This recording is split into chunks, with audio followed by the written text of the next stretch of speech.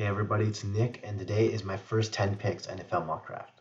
So at 1, we got the Chicago Bears. At 2, we got the Washington Commanders. At 3, we got the New England Patriots. At 4, we got the Arizona Cardinals. At 5, we have the LA Chargers. At 6, we have the New York Giants. At 7, we got the Tennessee Titans. 8th are the Falcons. 9th are the Chicago Bears again. And then at 10th, we have the New York Jets. So for the Bears' first pick, I feel like Caleb Williams is a must. Justin Fields did improve this year, but when a team is presented with a talent like Caleb Williams, I think you just have to take him. The one thing I would worry about is him being like an owner of the team, like he wants that majority stake and getting paid like $300 million a year or something. That's something I'd worry about, but again, it's the talent that really gets me for Caleb Williams. With the second pick, I have the Commanders taking Drake Maye. I think he is a QB2, number 2 in this draft. I think some people even have him higher ranked above Caleb Williams. He's got a hell of an arm, as well as good strength and size. And, the Sam Howell experiment did work for like the first 13 games of the season, but then you saw the quick, very hard drop off. And I feel like they just need a good quarterback prospect to give consistency to that new team. With Bill Belichick leaving the org, I think the Patriots should start anew. Get rid of Mac Jones, get rid of or Bailey Zappe. You can keep one of them as a backup. I haven't taken Jayden Daniels. He's a Heisman winner, beat my guy Michael Penix, but I actually think he's well deserved. Best stats in the nation. Yes, people do say he has a really good wide receiver core, and that does have a top prospect, Malik Nabers. But that's what these prospects need to do. They need to step up, and I believe he can. That's why I have him with number 3 overall. Well, I wish this wouldn't happen, but it'll most likely, actually happen. I have Marvin Harrison Jr. to the Arizona Cardinals. This could make the NFC West one of the most competitive divisions in the league. Already, Niners always good. Rams, somehow they were good this year. The Seahawks are going to be good. Have to be. And then this team just grows. And he won the Blitnikoff Award, and there is controversy that he shouldn't have won it. It should have actually been Malik Nabers. But there's no denying the actual talent that he possesses, and he's that X factor. You put him on a field, and he immediately changes the game. Chargers, I have my favorite receiver and favorite prospect in this draft. Of course, he's from UW, Rome Odunze. Was great all year and made some terrific catches. Had an even great catch in the national championship, but the refs were shit, so.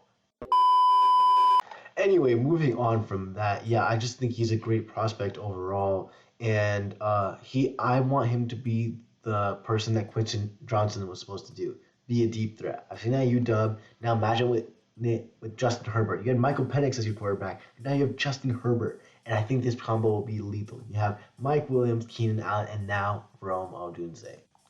Before we get to the 6th pick, it would mean a lot for me if you guys subscribe and like. It just encourages me to post content. I see that I'm interacting with my viewers and all of that. Alright, that being said, let's continue. Pick, I have the New York Giants taking Malik Nabers. Most fans probably, yes, you want a new quarterback, but with the contract that Daniel Jones signed last offseason, it's impossible to get him off of him, so you have to at least run with him for a couple more years. I like the addition of Jalen Hyatt last year. You saw some potential in them. Granted, they had no quarterback play the entire year, but I like the addition. I think they can really start to build a strong receiving core with this addition. And it's a toss-up for me with Odunze and him, and I just have him going later in this mock. With the Titans at the 7th overall pick, I have him taking Olu Fashanu. I personally think he is better than Joe Alt and can provide Will Levis and Brian Callahan with a franchise tackle. And this would help Tennessee's weak offensive line, which really didn't give much protection last year. The Falcons will select Laiatu Latu. He's one of the best edge players in this draft, I feel like, and I also like to see him pair up with Arnold Ebiketie, who had himself kind of a breakout year, kind of like Boye Mafe with the Hawks, of course. And I also just think this addition would be, it would just make an already good Falcons defense even better. I think having those 2 dominant edge rushers are really the foundation of a good defense in the modern NFL. So Joe Alt will go to the Bears, and this is why. You saw with Seattle in 2022. Took Abraham Lucas, took Charles Claus with the new quarterback, and the success was correlated. You could saw the offensive line was starting to build, and it wasn't even that bad until there were some parts of it were shaky, but they're both rookies, of course. Now you have Caleb Williams and right tackle Broderick Jones, who should only be improved this year, and now you have them paired with Joe Alt, and that could become a great tackle duo, and this is an important step in making a foundation for your offensive line and helping your quarterback. For the final pick in this video, I have the Jets taking J.C. Latham at number 10 overall. With Elijah Vera Tucker and always being hurt and Dwayne Brown just being really old, I think this is the perfect move.